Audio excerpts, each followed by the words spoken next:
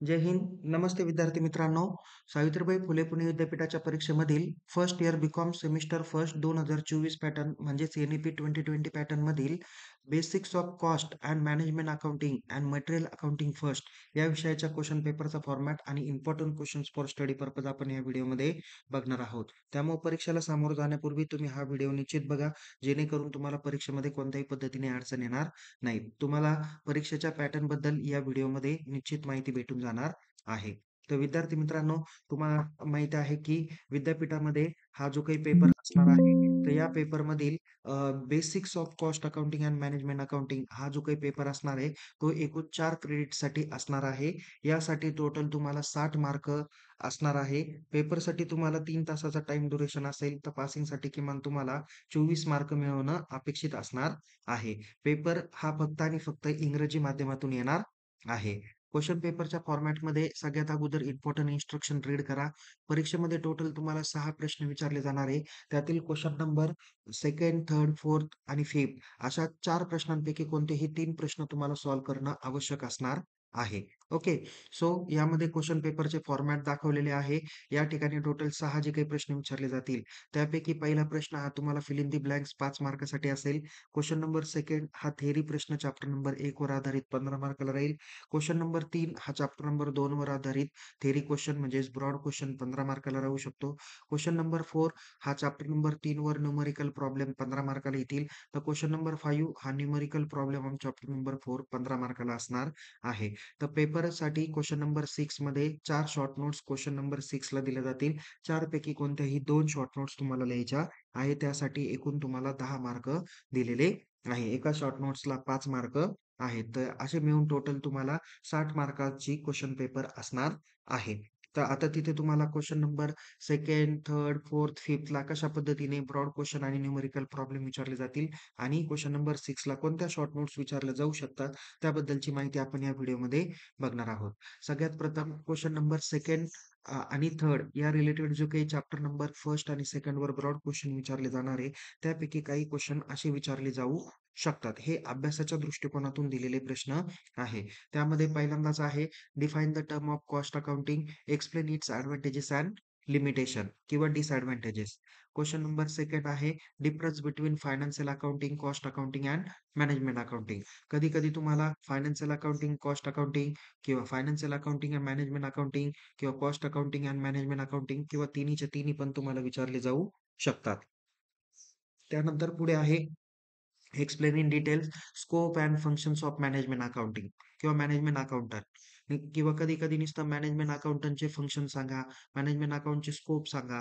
असा प्रश्न short notes किंवा ब्रॉड क्वेश्चनला तुम्हाला विचारला जाऊ शकतो. नेक्स्ट आहे explain in details classification of cost किंवा टाइप्स ऑफ कॉस्ट असा पण प्रश्न तुम्हाला या ठिकाणी विचारला जाऊ शकतो. पुढे आहे explain the importance of cost accounting standard. Sorry. या ठिकाणी विद्यार्थी मित्रांनो बघा, की कॉस्ट अकाउंटिंग स्टँडर्ड आणि म्हणजे त्याचं इंट्रोडक्शन, मीनिंग, डेफिनेशन, त्याच्यानंतर त्याची इम्पोर्टन्स असा पण प्रश्न कदाचित कॉस्ट अकाउंटिंग स्टँडर्डवर विचारला जाईल किंवा नुसतं कॉस्ट अकाउंटिंग स्टँडर्डवरती शॉर्ट नोट्स पण विचारली जाण्याची शक्यता आहे. आता आपण न्यूमेरिकल प्रॉब्लेमकडे वळणार आहोत.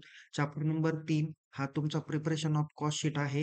ज्यामध्ये म्हणजे कॉस्ट शीट आहे आणि त्यामध्ये तुम्हाला प्रिपरेशन ऑफ कॉस्ट शीट तयार करायला लावलं जाऊ शकतं. 15 मार्काला आहे. एकदम छानपैकी तुम्ही आउट ऑफ मार्क्स या क्वेशनमध्ये मिळवू शकता. पुढे आहे क्वेशन नंबर 5th मध्ये तुम्हाला चॅप्टर नंबर 4 वर आधारित ब्रॉड क्वेशन आहे, ज्याला नाव आहे मटेरियल अकाउंटिंग. यामध्ये तुम्हाला issue of material and pricing method for issue of material ज्यामध्ये LIFO method, FIFO method okay. नंतर सिंपल एव्हरेज आणि वेटेड एव्हरेज मेथड आणि रिलेटेड ॲडजस्टमेंट तुम्हाला त्या रिलेटेड विचारले जातील. पण मला तरी वाटतं एकतर तुम्हाला लिफो आणि फिफो विचारलं जाईल किंवा सिंपल अँड वेटेड एव्हरेज तर मला नाही वाटत की ते विचारलं जाईल. पण तरी पण तुम्ही सराव या क्वेशनचा करून ठेवा. ओके. त्यानंतर काही इम्पोर्टंट शॉर्ट नोट्स दाखवलेले आहे, ज्यामध्ये मी तुम्हाला टोटल 15 ते 16 शॉर्ट नोट्स दाखवलेल्या आहे. त्यापैकी काही शॉर्ट नोट्स या ठिकाणी आहे. चॅप्टर वाईजच दिलेले आहे, त्याच्यामुळे तुम्ही काळजीपूर्वक पद्धतीने त्या करू शकतात. पहिला टॉपिक्स रिलेटेड आहे लिमिटेशन ऑफ फायनान्शियल अकाउंटिंग, त्याच्यानंतर objective of cost accounting, cost unit and cost centre मला जास्त महत्त्वाची वाटते, ती येण्याची शक्यता आहे. त्यानंतर स्कोप ऑफ मॅनेजमेंट अकाउंटिंग, त्याच्यानंतर role of a cost accountant in an organisation ही पण एक अत्यंत महत्त्वाची शॉर्ट नोट्स मला वाटते. चॅप्टर नंबर 2 वर आधारित कॉस्ट अकाउंटिंग स्टँडर्ड, त्याच्यानंतर importance of cost accounting standard हे त्या रिलेटेड आहे. चॅप्टर नंबर 3 वर आधारित आहे items excluded from cost sheet, त्याच्यानंतर किंवा नुसतं एक कॉस्ट शीट पण तुम्हाला विचारलं जाऊ शकतं. पुढे आहे प्रो फॉर्मा ऑफ कॉस्ट शीट, त्याच्यानंतर टेंडर्स अँड कोटेशन असे देखील प्रश्न या ठिकाणी विचारले जाऊ शकतात. टेंडर अँड कोटेशन हा पण एक अत्यंत महत्त्वाचा भाग आहे. पुढे आहे प्राइस लिस्ट, त्याच्यानंतर हे शेवटच्या चॅप्टर रिलेटेड आहे. त्याच्यानंतर bin card, functions of purchase department, scientific purchase procedure महत्त्वाचा वाटतो, तो तुम्ही करून ठेवा. त्याच्यानंतर cost accounting standard 6 material cost असा पण प्रश्न विचारला जाईल. त्याच्यानंतर classification and codification of material हा पण मला महत्त्वाचा वाटतो. त्यानंतर आहे store location and store layout. Okay. तर या पद्धतीने टोटल तुम्हाला सर्व शॉर्ट नोट्स आणि काही ब्रॉड क्वेशन्स तुम्हाला या ठिकाणी दाखवलेल्या आहेत. तर विद्यार्थी मित्रांनो, आपण या व्हिडिओमध्ये basics of cost and management accounting and material accounting first या विषयाच्या क्वेश्चन पेपरचा फॉर्मॅट आणि important questions for study purpose बघितलेले आहे. बाकीच्या विषयांचे देखील क्वेश्चन पेपरचा पॅटर्न आणि त्या संदर्भातले व्हिडिओ आपण तयार केलेले आहे. आपल्या यूट्यूब चॅनल आणि टेलिग्राम चॅनलला तुम्ही बघू शकता. पुन्हा भेटूया एका नवीन विषयासह, नवीन व्हिडिओसह. तोपर्यंत टेक केअर. जय हिंद. धन्यवाद.